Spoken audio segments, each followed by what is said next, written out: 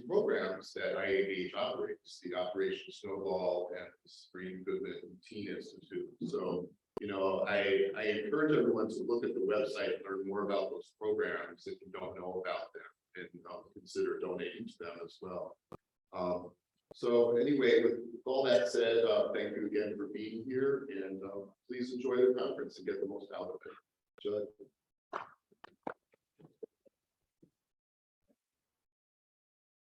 Thank you, Judd. Today's keynote opening presentation is really something that I think you're going to find both moving as well as inspirational.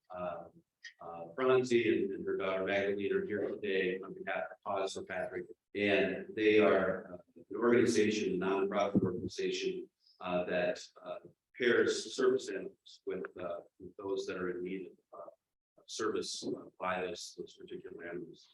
Fronzie and her daughter have been active in this since the death of her son Patrick, and I really don't want to go into too much detail. I know they've got a great deal to share. But I think you're finding the message very on point and inspirational, as I said. So with no further ado, Fronzie and Megan.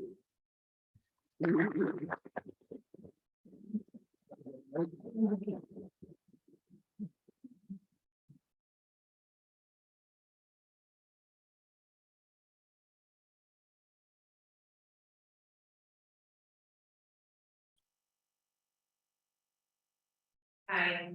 Roemer. I'm a wife, a sister, a daughter, and the mother of 3. Ben is 22, Magdalene is 17, and Patrick will forever be 8. I am a mom who loves, hopes, and dreams for my children and family. Magdalene stands here today as a sister who learned at the tender age of 11 the reality of mental illness, and as a young woman at 15 who had lost her champion, big brother, and friend. We would love nothing more than to not be speaking here today, and instead sitting at home, planning for a busy year, coordinating visits to Patrick at college, to see if art shows, plan reunions at home, a house full of love and laughter. But instead, because Patrick's invisible and often misunderstood pain, a pain so misunderstood that so few people comprehended as an illness, anxiety, and depression. An illness that turned our worlds upside down. This boy loved to make people laugh. He sometimes indulged in humor that may not be appropriate to share with you today. He was a friend to so many, was always there to listen and just be. He was a competitive warrior, football, rugby, and wrestling, was an ambitious athlete and climber, was a witty prankster, who had a strong moral compass, asserting himself to put an end to any teasing or gossiping that he witnessed. This is the boy who we miss every day. In addition to these wonderful, incredible features that made Patrick who he was, his trouble. Despite his friends around him, his loving relationships with his siblings and his supportive parents, Patrick often felt lonely, invisible, and misunderstood. Just like you and me, he was trying to find his place in this world, and he struggled quietly. While he struggled, the world kept spinning around him. His world began to spin out of control in middle school. We knew once our kids got there, they would each continue down their own bumpy and winding paths through life. But we did not know that Patrick's road would begin to wind down a nearly unnavigable path. He began to withdraw from things he previously enjoyed doing, and then he just stopped doing them altogether. We tried therapy and medication, but neither seemed to help. Then spontaneously in the summer of his 7th grade year, we purchased a puppy, a black Labrador mix named Cece. We weren't planning on it, but we did it mainly because of the smile that she put on Patrick's face at the animal shelter fair when we met her. From that moment on, Cece was a constant light in Patrick's life, and we saw an old familiar smile on Patrick's face that we had not seen in a while. As Mags likes to describe, Cece was Patrick's other half, and she held his soul in her heart. Once Patrick graduated middle school and began high school, things were going seemingly well, and we thought he was finding his way. He went to the homecoming football game and danced his freshman year. We thought the toughest days were behind Patrick. But then his illness took over in unpredictable ways. By the end of September of his freshman year, Patrick was hospitalized for depression, the first of many hospitalizations in a little less than a year. He completely withdrew from life and at one point did not leave his bedroom during the day for 6 months. He later described it as walking around with a backpack of rocks, with rocks on rocks continuing to build until finally it was so heavy, he just sat down because the backpack was too heavy to carry. There were times when the police would call, we needed help, we needed guidance. We needed someone to sit with us and talk about mental health treatment options and resources. Patrick needed help, but the only thing available were police officers, untrained in mental health crises.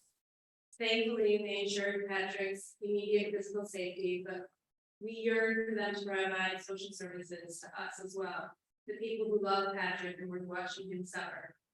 To help us get on Patrick's level at the moment, in the midst of the crisis, to talk to him, to reach him, to help us reach him and provide us with tools in a future crisis.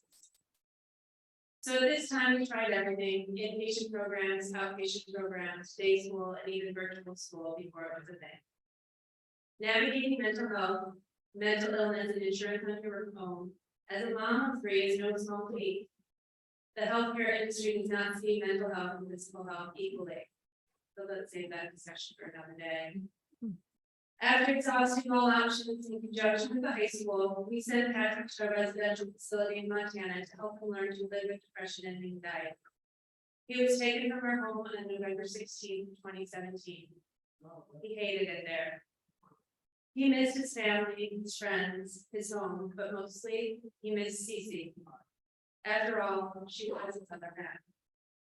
He wanted to get home to her so badly, so he learned to act and behave exactly how the program needed him to. He faked it until he made it, and he ended up graduating in 7 months, as opposed to the anticipated 18 months because he did so well there. In June 2018, Patrick's returned home, gave me a hug like a little boy full of love, hope, and meaning, and a smile, a real smile. I can still see it. There were expected bumps, but things moved forward. He was happy and back at CZ, at peace and comfortable. Going into his senior year, Patrick seemed to have found his way. But then early in the morning, on the first day of school, at only 5 years old, CZ suddenly and unexpectedly died. It was devastating. Patrick tried to overcome. He tried to plan for the future, applying to colleges and selecting graphic design for his major. He was accepted to his dream school. We were working on his arrangements to bring his new dog, Indy, to live with him on campus as an emotional support animal. Soon thereafter, the pandemic hit. Everything shut down, and our family enjoyed special, quiet times, just the 5 of us. We were making up for lost time, laughing and being together. It almost seemed like a gift.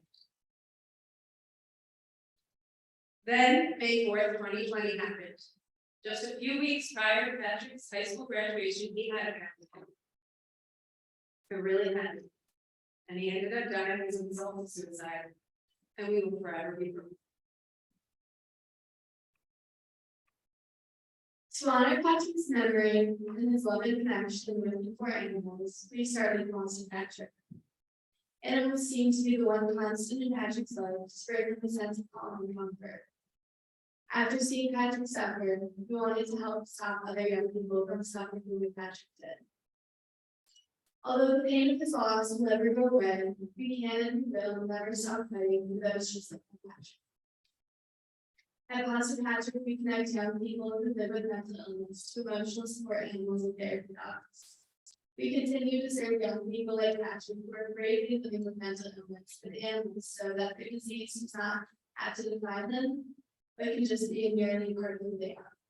Through this effort, we are also working towards breaking the stigma of mental illness. Research shows that there are both psychological and physiological benefits of emotional support animals, also known as ESAs. ESAs can sense when their owners need support due to the feelings of anxiety and depression. Studies show that after someone is engaged with an ESA, he experiences an increase in oxytocin, also known as the love hormone. that causes a feeling of well-being, calmness, improved social interactions, trust, decreased fear, and increased human bonding. These experiences with ESA also decrease cortisol, the body's main stress hormone. The average delay between the onset of mental illness symptoms and treatment is 11 years. 11 years. That can be a lifetime and can mean lives lost. Some may say that the work Pastor Patrick is doing, connecting young people living with mental illness to emotional support animals, is like putting a Band-Aid on a systemic problem. And maybe it is. But that Band-Aid, that connection provided between a young person and an ESA, provides a relationship that just might be what that person needs to give that person hope, happiness, and joy long enough to be vulnerable to seek out and get treatment. Long enough to give him the opportunity to grow up and have a future. Trust us, it's working. You see it working every day on Pastor Patrick. Since its inception in 2020, Pastor Patrick has received over 250 requests from across 28 states to connect people with ESAs, and most of these requests have been fulfilled. The vast majority of our ESA requests are for people ages 18 to 22. However, we have had ESA requests for a person as young as 6 years old and as old as 89. To obtain an ESA, a person or his or her family member seeking to obtain an ESA will fill out and submit a form online, and then is set up with a Pastor Patrick Bush Ranger. Pastor Patrick is made up of volunteer Bush Rangers who act as case managers with their wish seekers and their families. Our wish rangers are formally trained by Pastor Patrick, undergo background checks, and are entirely made up of community volunteers. A wish granter will introduce a wish seeker to Pastor Patrick's in-house clinical therapist and our head social worker, Dan Baker, who also happens to be Patrick's former school social worker. Dan has been working with young people who live with mental health issues since 1999 in a variety of settings, including group homes, mental health hospitals, private practice, and schools. He spent 6 years as a guidance counselor and 16 years as a school social worker. His main objective throughout his career has been to help young people manage the challenges of adolescence so that they can be defined by their dreams and not by their history. It is that motto that drives his work at Paws.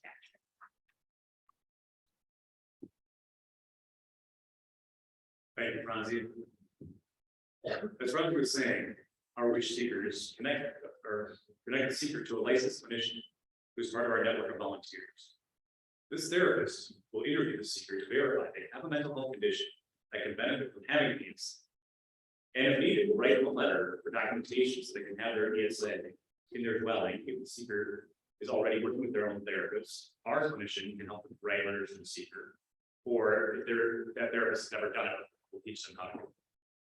We plan to provide continuing education courses to clinicians in our network and outside clinicians as well, so they can learn how to write certification letters for ESAs to ensure a seamless process for those that need it. The lack of understanding around ESAs, even among therapists, is a real challenge. It's helping people who are living with mental illness to benefit from the ESA's therapeutic power. With our new continuing education course we've created, the work that Pastor Patrick is doing will explain exactly what an ESA is and is not, by specifically delineating the difference between ESAs, therapy dogs, and service dogs. More importantly, we'll highlight an ESA's unique role in today's resource-strained mental health environment.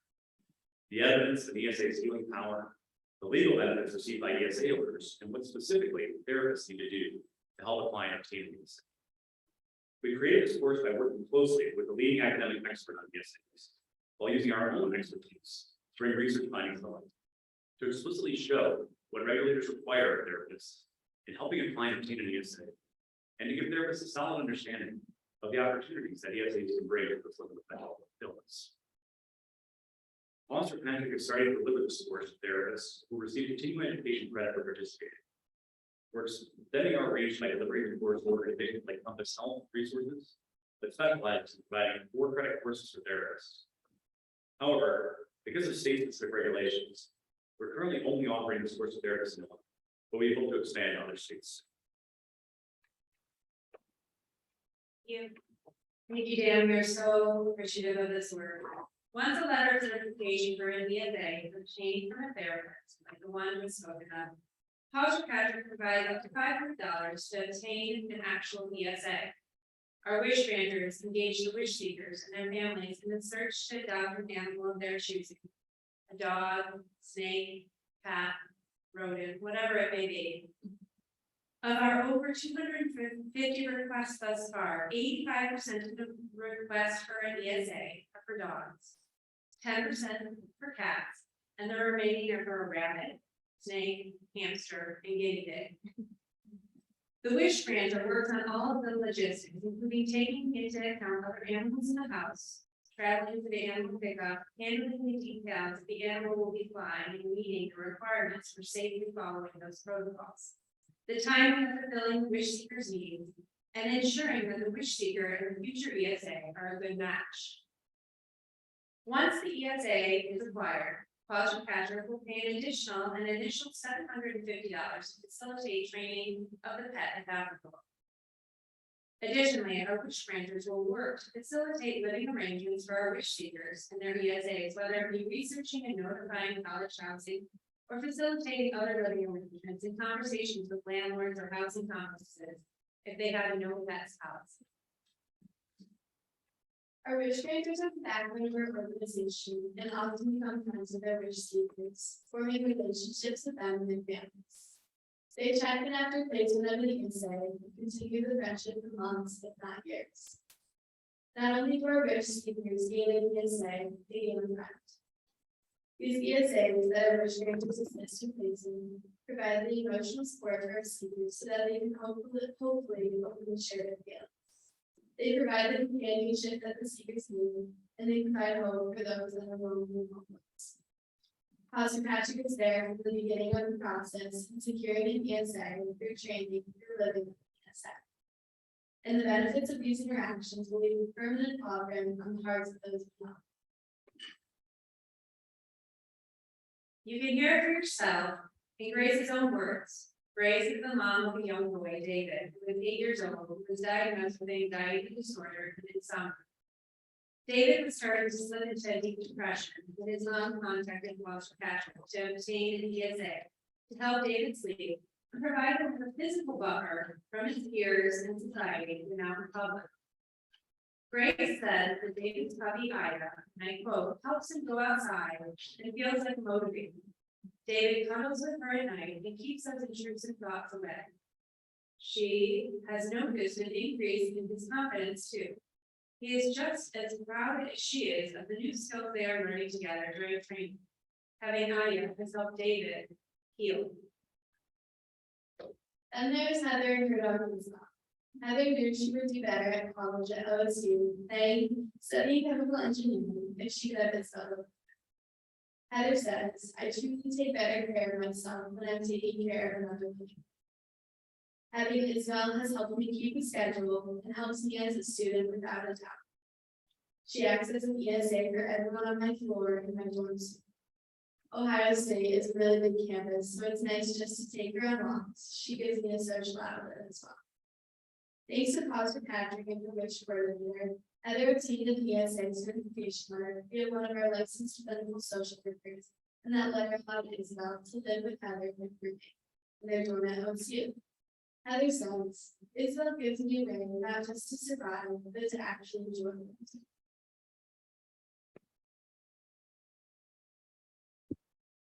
Everyone, including our wish granters, love hearing this feedback.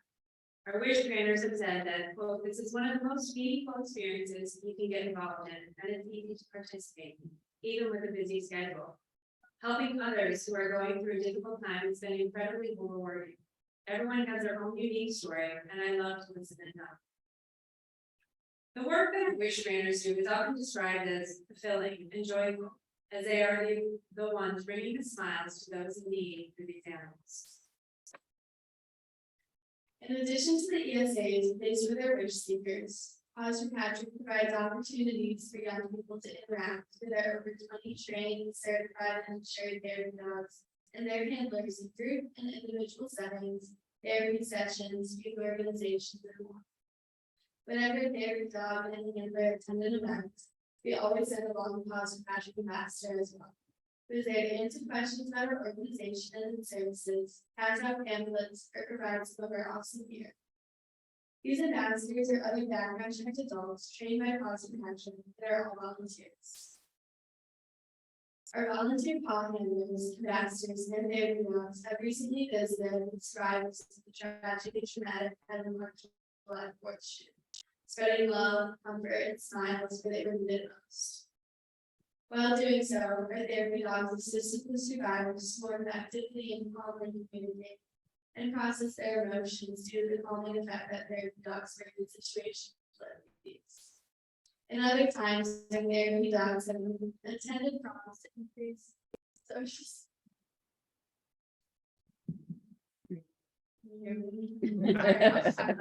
To increase social support for teens in attendance. The smiles these dogs bring to people's faces are like no other. Our family has personally benefited from vet therapy dogs like those that are a part of Paws for Patrick. When Patrick was a freshman, refusing to go to school and struggling with severe depression, his older brother texted him to tell him that an organization brought therapy puppies to school. Guess what? Patrick got up and went to school that day for the first time in a long time. About a year ago, our therapy dogs attended a local decision day for those deciding where to attend college. When I asked one of the students, "How are you doing today?" she responded, "I'm better now," while petting and gazing into the eyes of one of our therapy dogs. Our therapy dog handlers have described seeing the impact that the dogs have on others when they watch people relax their bodies, unfold their arms,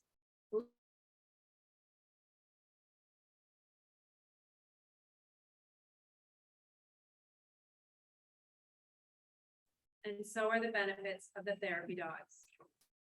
And we will continue this work with our therapy dogs. We will continue to reach even further with them to try to get them into the schools on a regular basis to support our youngsters. Another way to support our community. Another way to support our community of persons suffering from mental illness and those that love them is our value in the work that we do to break the stigma attached to mental illness. When people do not talk about mental illness and mental health challenges, there's no model for those and their loved ones to recognize the need for help.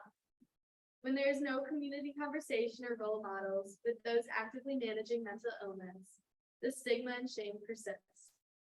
And if persisting, mental illness will only get worse. Paws for Patrick is determined to stop that cycle and raise the alarming and increasing rate of young people struggling with mental health issues.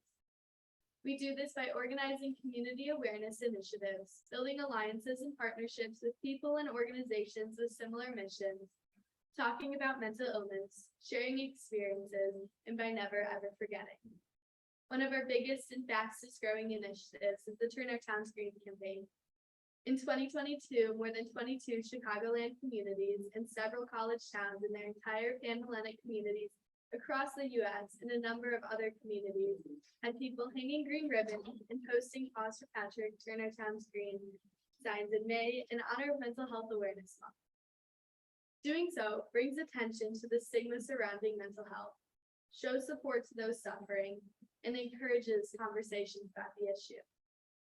To achieve this widespread conversation, we run a massive social media campaign, and we partner with community organizations, other mental health advocacy agencies, park districts, schools, parent-teacher organizations, and beyond, and do our best grassroots shout it from the rooftop efforts to tie green ribbons around trees, light poles, bike racks, and anything else that we can get our hands on. We have found that this campaign has drawn so much more attention to mental health issues and driven the conversation towards the support resources available to those that need it, and allowed people to understand that it's okay not to be okay, thereby breaking the stigma of struggling with mental health. Other events to break the stigma that we proudly put on include our Walk for Awareness and Family Fair in 2021. On a gorgeous fall day in September of 2021, over 35 mental health advocacy and animal organizations came together to support a community, walk alongside one another to support people living with mental illness. Once again, we brought awareness to the fact that it's okay not to be okay, and that there are resources out there that people suffering with mental illness and their loved ones may not be aware of. The idea and hope was that whatever you or your friend or family member is suffering from is real, and there is support for it. There is something out there for you that can help. We spent the beautiful day celebrating our vulnerabilities. There was live music, dance parties, food trucks, and of course our therapy dogs. Animal shelters brought dogs for adoption, and tons of animal love was shared by all. Our junior board created carnival games for the younger kids. Throughout the walk, people enjoyed reading our signs of hope and inspiration along the trail. The day was full of hope, love, encouragement, support, and positivity. We would not be able to reach as far and as wide as we do in our Turn Our Towns Green campaign and our Walk for Awareness and Family Fair without the help of our unbelievably active, innovative, passionate junior board. I am proud to lead the incredibly helpful junior board. Our junior board is made up of approximately 20 members that meet monthly, spearheading a lot of the coordination of volunteers and event attendance. These high school and college kids that make up the junior board are proud ambassadors of Paws for Patrick. With the advocacy of our junior board, there are nearly over 160 active youth volunteers involved in the junior board and its work. They come from the North Shore of Chicago and colleges as far as California, North Carolina, and Florida. In addition to volunteering and helping with the Turn Our Towns Green campaign and other community events like the Walk for Awareness and Family Fair, our junior board also has several youth ambassadors that accompany therapy dog handlers, ambassadors of therapy dogs, to awareness and outreach events. At a farmer's market or music festival, the youth ambassadors continue to discuss the services that Paws for Patrick offers and how it impacts other young people living with mental illness. Once the youth ambassadors turn 18, the hope is that they will continue in our program and become an ambassador at therapeutic events with their therapy dogs. You may ask, how and why are young people like myself so involved? Mental illness touches us all in one way or another. When I was 11, it never crossed my mind that my athletic, animal-loving, academically inclined, kind, compassionate, and loving big brother could be living with an invisible disease. Patrick appeared so ordinary on the outside, yet his demons were invisible. It is these invisible demons that unite us young people, as we all have a connection to them in one way or another. They are lighting a fire within us to break the stigma, fight back, and protect our futures. We will continue to support one another and make the world a better place for those with mental illness by bringing the love of animals to those who need it most.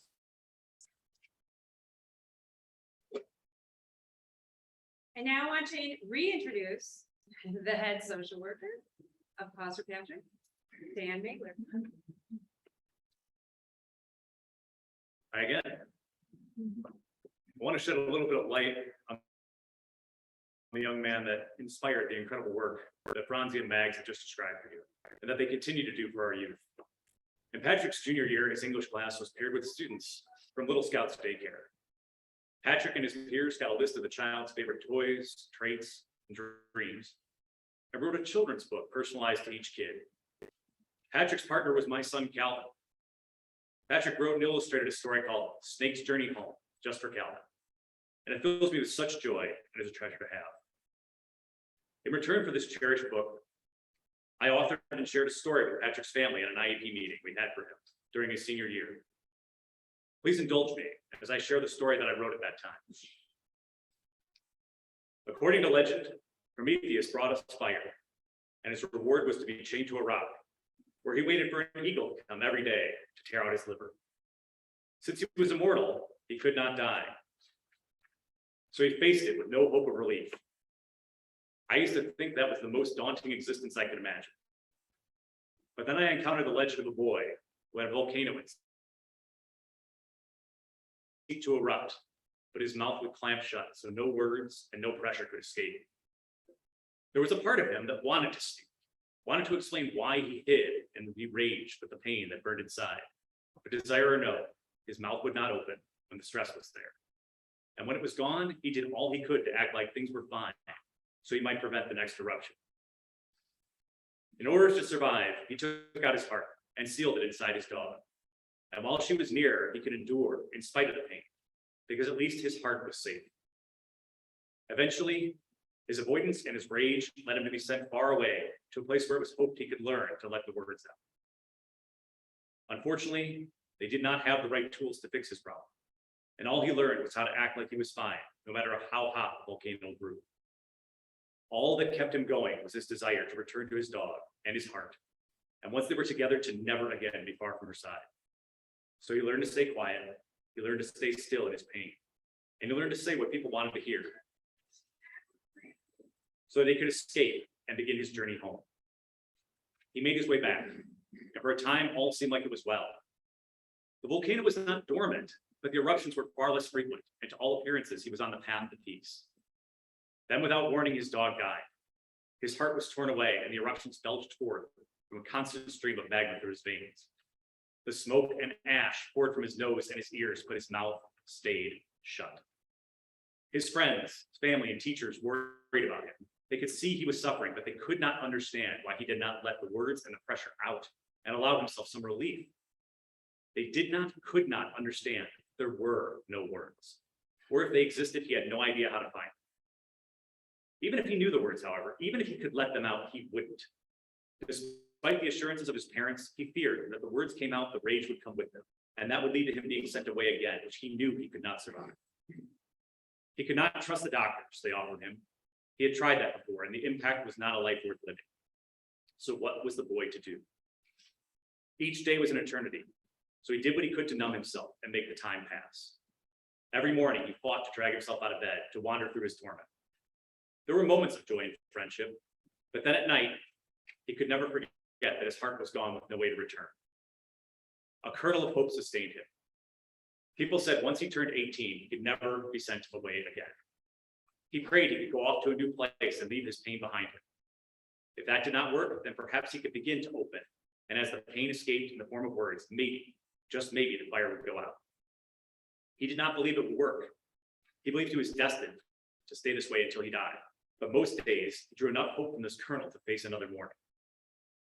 This young man's story filled me with equal parts of dread and awe.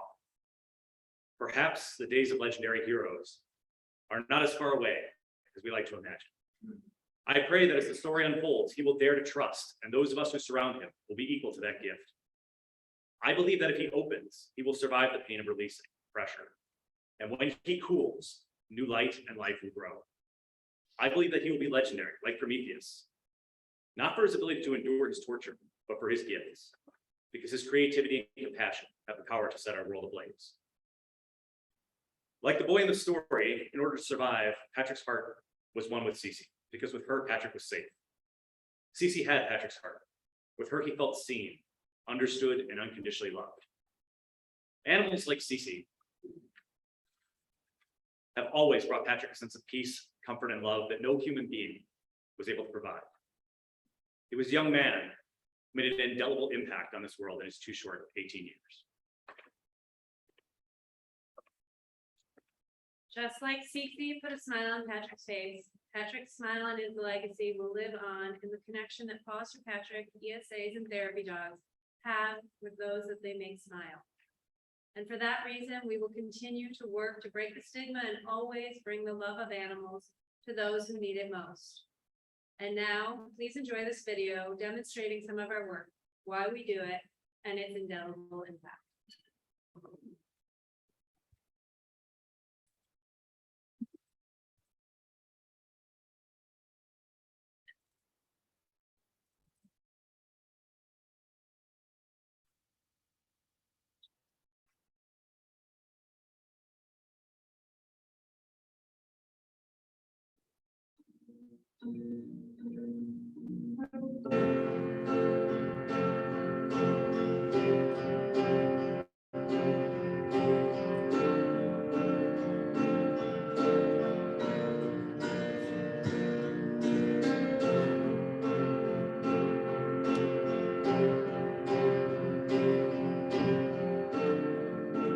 Come up to meet you, take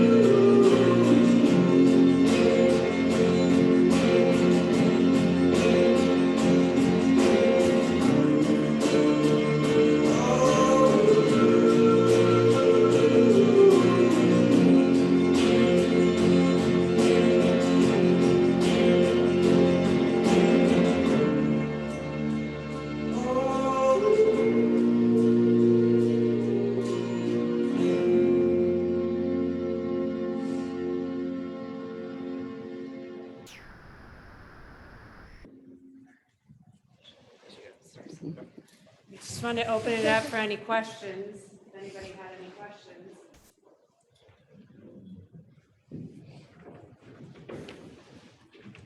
I'd also like to make a quick plug, or a question over there. Oh, sorry. I want to make a quick plug for any of you who are licensed clinicians, especially if you're licensed in multiple states. Our goal is that 5 years from now, when people think mental health and they think animals, Paws for Patrick will come to their mind all across the country. But in order to expand in that way, one of the big things we need is clinicians who are licensed, like our wish granters can all help from Illinois. You know, they can, a lot of what we do, thanks to Zoom, Google Meets, whatnot, that coordination can be done. But as you guys know, it's important that the clinicians be licensed in the states where they're writing their letters for people, particularly California. So California has some different laws than some other states, which makes it really important. So if any of you have friends or contacts that are licensed clinicians in California, please encourage them to check us out to become volunteers in our network. If you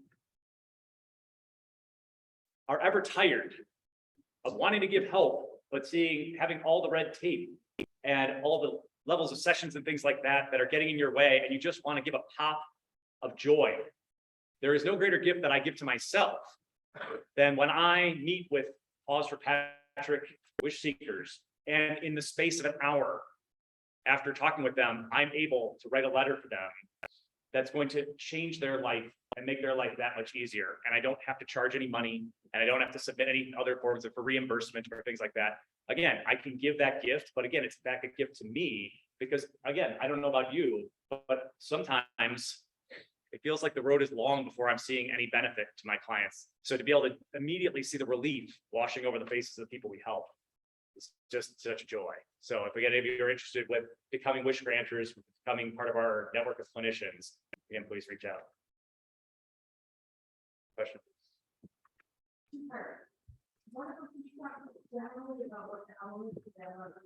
Sure. Yeah. And then is the letter different for dog and snake? Nope. So the thing is, the reality is the letter is not for the animal. The letter is for the person.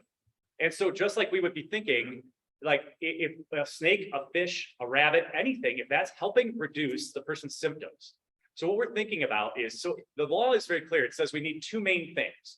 We need a relationship with the client, which again, that's up to your clinical judgment. How long does it take in your clinical judgment to form a relationship where you really feel like you can assess and know this person? You need to know and believe in your clinical judgment that this person has a disability that can be remediated or helped by having an animal. Right? And that's pretty much it. So if you have a relationship and you believe that's there, now in the letter, we're just documenting that it would be helpful.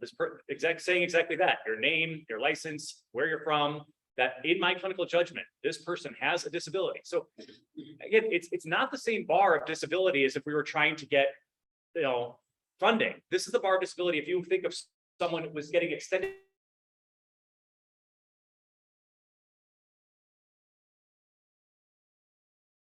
time, yeah, check that box, allow them to get that. Because what are we, again, we're not hurting anything here. And for the landlord, they need to think of this not as, so if you had a fee at your apartment complex for people to have bike storage, that's fine, but you can't charge people a fee for their wheelchair. All right, so this is something that's helping a person with a disability to work through their life. And that doesn't mean that if that person has a cat and the cat destroys the floors or does anything, that they won't be responsible. They'll still be responsible, but they cannot be charged pet fees. All right, and that must be waived, and that's according to HUD.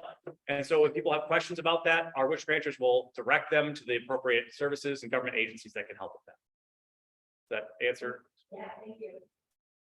Just a follow-up, you've done a lot of outreach, obviously, to patients and clients. I'm just wondering, with the COVID pandemic and the workforce shortage and everyone being burned out, if there's been any thought to actually reaching out to agencies and facilities, providers that are represented here today, to maybe work with those staff like yourself, social workers, clinicians that may be facing some tough times, and bring that joy to them. Well, you're probably wondering why we called you all here. That's kind of the idea of why we're here today, and why really that's our sneaky undercurrent of why we developed the CEU course. Because we thought to ourselves, hey, like we want to talk to people And, all of us are busy people, but if there's a CEU in it for us, we might show up to that 1 hour presentation where we can find that kind of thing out. So that was the logic behind. So if any of you, again, or any of your organizations, if you want to partner with us, but yes, we know we can be far more efficient getting the ambassadors who are going to talk to lots of people. And we have made relationships. And that's why, again, I keep talking about California, but like the UCLA Counseling Center. At UCLA, they're not allowed to write ESA letters for their own clients, something in policy. So they refer people to Paws for Patrick. But our people who, like we have one person licensed in California, and that person's getting a lot of letter requests. Now, again, for me, I average probably about 1 letter a week, and I'm probably the most proficient. So it's not overwhelming. And because we have a group of people, if you're busy, the great thing about volunteering for Paws for Patrick is you can step in and step out very easily whenever your life allows it. So our team makes it like they take you where you're at. They'll say, hey, is anybody available for this kind of thing? So when you have that time and availability, you can do it. And when you don't, it's fine. You're not leaving anybody in the lurch because your involvement is the degree to which you want it. But so, yeah, thank you for giving that plug. And so hopefully everybody heard that we want to partner with all of you.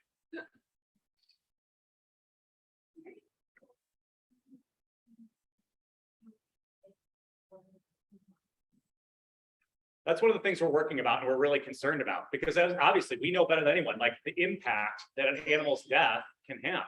And so we're talking about having ongoing support groups potentially for our clients and also for the parents of, some of our younger clients, because, that idea of how do they help support? Again, some of our wish seekers are children with autism, things like that. And so how are we're adding this new animal into the mix of their life? And how is that? So we want to be giving ongoing support.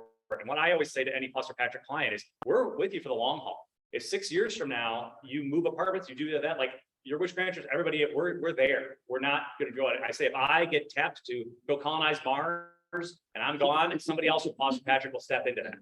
Did you guys want to say anything else about that? There's also a piece that we've just added on the application. If you're looking for an ESA request, that just says if you need hospitalization or are incapacitated for a while, please let us know. And what we're trying to develop, we're in the process of it, is a foster program where we can take those animals for you while you're dealing with a crisis. And that's one of the other things that we're, as a clinician, and I'm interviewing people, I'm also making sure that they are healthy enough to have an animal. And because we would never want to put an animal in a position where they are not in a situation that's healthy enough. Our policy is we don't say no to people, but we might say not yet. And that might be saying we might need to talk to their outside therapist and clinician or their ongoing support team to say, or the people, their roommates or other people like that to say, hey, are you healthy enough to have this? Or what's the support network around you and this animal? And if not, maybe a dog might not be the thing for you, but maybe you are ready for a fish and we're going to help support that. So again, we believe in self-determination of clients though. And so we're going to try to help them with what their goals are, listening to them, and then seeing how we can go along and support that. And we work together as a team so I will work with the wish grantor. If we're not sure about something, then we kind of do that consultation process. How do you identify and assess your animals and what kind of training do they go through? We have relationships with shelters. We try to encourage shelter animals as much as possible. Patrick was a big supporter of those he wanted to rescue. So we've developed relationships with shelters, and then it's the wish grantor working with the wish seeker and the shelter to try to figure out what the best match is, depending on what their lifestyle looks like and the personality of the animal. One of our wish seekers was adamant, I think it was our 89-year-old, that the dog that she got also be a Libra so they can match up. So again, we don't judge. We just say it might take a little longer to find a Libra for you, but hey, did you also have a question? Like expertise, for example, who are interested in volunteering for the youth board, is that location specific? Or do they need to be from the Chicago area? No, we actually, a large portion of our youth board are college students, so we do have in-person optional meetings, but the Zoom option is always available for those college students, because we do have California, North Carolina, all over, so no location is specific. One of the benefits of COVID, we realized that we can do things virtually. Any other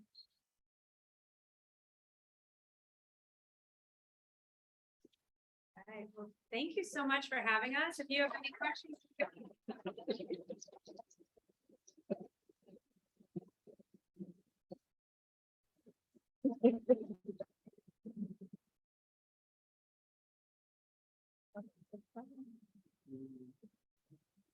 I know that there were quite a few other